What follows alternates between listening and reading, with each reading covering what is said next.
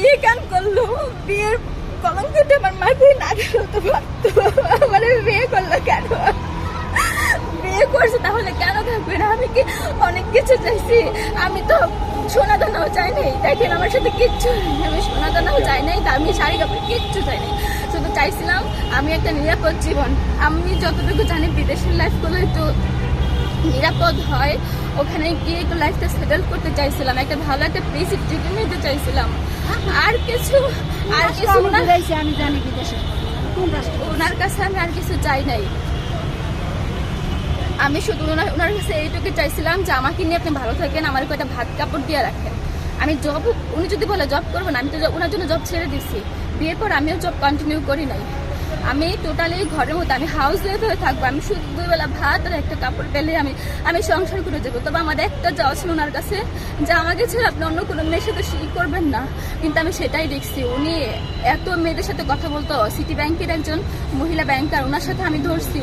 তারপর হচ্ছে আরো মেয়ে স্টুডেন্ট এতগুলো আমি ধরছি। আমি ওদের সাথে কথাও বলছি। ওরা আমাকে বলছে যে আপনার হাজবেন্ড আমাদেরকে মেসেজ দিচ্ছে, আমি দেইনি। ওরা আমাকে এইভাবে বলছে। আমি শুধু ওনার কাছে একটা জিনিস চাইছিলাম, কিন্তু উনি আমার এটাও করে নাই। উনি মূলত আমার নিয়ে সংসার কখনোই করতে চাচ্ছিলাম। আমার কিছু টাকা ছিল, আমার ভালো লাগছে।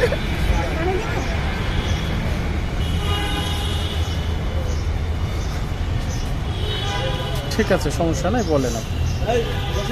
ওই টাকা দিয়ে উনি বাসায় এসে চলছিল কোনো রকম, খুব ভালো ছিলাম তাও না। আবার মারতো, রাতে মারতো, সকালে সরি বলতো, মেনে নিতাম।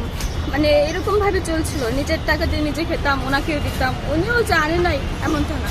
উনিও মাঝে মধ্যে 5 কেজি করে চাল আনছে, এটা সেটা। তবে আমি বেশিরভাগ করেছি, উনি তেমন খুব একটা আমার ইয়ে নেই। তারপরেও আমি ওনার সাথে সংসার করতে চাইছি, কারণ আমি দেখছি মেয়ে মানুষের একটা পুরুষ ছাড়া সব জায়গায় তারা অসহায়। আমি দেখছি ভালো কোথাও জায়গায় জব করতে যাবা, কারণ লোক দৃষ্টি। আমি ওগুলো চাই নাই। আমি বলছি আমি প্রয়োজনে হাউস ওয়াইফ থাকবো, আমাকে যাতে ভাত দেয়, কাপড় দেয়, আমি সংসার করবো, আমি এটা চাইছিলাম। এরপর আমার সাথে এভাবে চলছিল। হঠাৎ করে আমাকে বলে এভাবে নিয়ে আমার কাছ থেকে 15 লক্ষ টাকা নিয়ে যায়। এখানে টাকা লাগবে, পিবিকে টাকা দিতে হবে, অ্যাডভোকেটকে টাকা দিতে হবে। এরকম করতে করতে ধাপে ধাপে আমার ব্যাংক স্টেটমেন্ট যদি আপনারা দেখেন, আপনারা অবাক হয়ে যাবেন যে একটা মেয়ের অ্যাকাউন্ট থেকে এত টাকা উত্তোলন কেন। 2 দিন পর পর, 3 দিন পর পর এত টাকা উত্তোলন আপনারা দেখতে পাবেন। আমি সেগুলো শো করবো। এরপর হচ্ছে আমাকে বলে যে তোমার যে একটা বাড়ি আছে, ওই বাড়িটা বিক্রি করে তুমি হচ্ছে ইয়া করো, আমাকে টাকা দাও, আমরা লন্ডন যাবো, তোমাকে নিয়ে আমি লন্ডন যাবো। আমাকে কথা বলেছে। আমি মানে ইয়ে করেছিলাম, আমাকে বলেছে তোমার ফুল ফ্যামিলি সহ আমি লন্ডন নিয়ে যাবো। আমাকে এইভাবে বিশ্বাস করাইছে, কিন্তু আমি সেটা করতে অস্বীকৃতি জানাইছি। তারপরে বলছিলাম যে ঠিক আছে দিব। আমাকে বলে যে করতে হবে, আইএলটিএস এক্সাম দিতে হবে। উনি আমার কাছ থেকে টাকা নিয়ে 58,500 করে আইএলটিএস একটা যে রেজিস্ট্রেশন ফি লাগে, ওই টাকাটা আমার কাছ থেকে নিয়ে সে রেজিস্ট্রেশন করে আইএলটিএস এক্সাম দেয়। কিন্তু তার স্কোর আসে না, 5 আসে মাত্র। এই জন্য সে অ্যাপ্লাইও করতে পারে না। এরপর আমাকে বলে যে মামলাটা থাকলে আমরা বিদেশ যেতে পারবো না, তুমি হচ্ছে করো, মামলাটা তুলে ফেলো।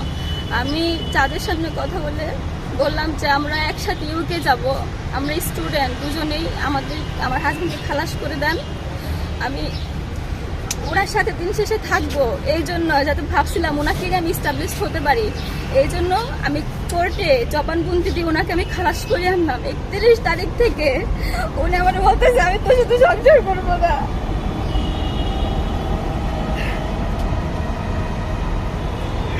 আমি তোর সাথে সংসার করবো না, মামলা হয়ে তোর সাথে ছিলাম।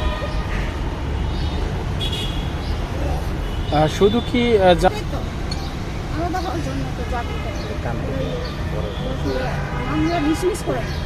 শুধুমাত্র এই জামিনের জন্য আমার সাথে থাকছে। আমি এই 8 দিন কন্টিনিউসলি কান্না করতে করতে আমার কোনো খাওয়া দাওয়া নেই। আমি কোথাও খাওয়া দাওয়া করি না, গোসল করি না, আমি এত ঘুমাতে পারি না, আমার নিঃশ্বাস বন্ধ হয়ে যায়। আমার কান্না করতে করতে আমার 2 চোখে সমস্যা হয়ে গেছে। এখন আমি কাউকে কিচ্ছু দেখতে পাচ্ছি না। মানে আমার এত খারাপ লাগতেছে, আমি বুঝতে পারছি না আমি কি করব। আমি দিন শেষে ওনার সাথে থাকতে চাইছিলাম, আমি সংসার করতে চাইছিলাম। আমার কথা না শুনলে এরকমই হয় জীবনে। এটা আমি আগেও বুঝছি, অনেক আগে বুঝছি। আমার কথা না শুনলে এরকমই হয়, দাদা আপনি কি বিদেশে যাওয়ার পরে কি আর কোনো যোগাযোগ করতে পারছেন আপনি? বিদেশে যায় উনি বিদেশে যায় না, ধানমন্ডিতে আছে। সাইড হোসেন আসতে চাইছে, আমার হুমকি দিচ্ছে। তবে আমার নিয়ে আর সংসার করবে না, আমার বলে দিচ্ছে। আর আমি ওই জন্য সবার কাছে বলছে, আমার মামা তো ভাইকে কল করছিল, খালুকে কল করছিল, বলছে যে আমাকে নিয়ে সংসার করবে না, মামলার ভাই এতদিন ওর সাথে ছিলাম। আমারই তো এই কথাটা তখনও বলতে পারতো যে আমি বলছিলাম আমি আপনাকে বের করে দিছি, জামিন করে দিয়েছে, এবার আপনারটা আপনি বলছেন।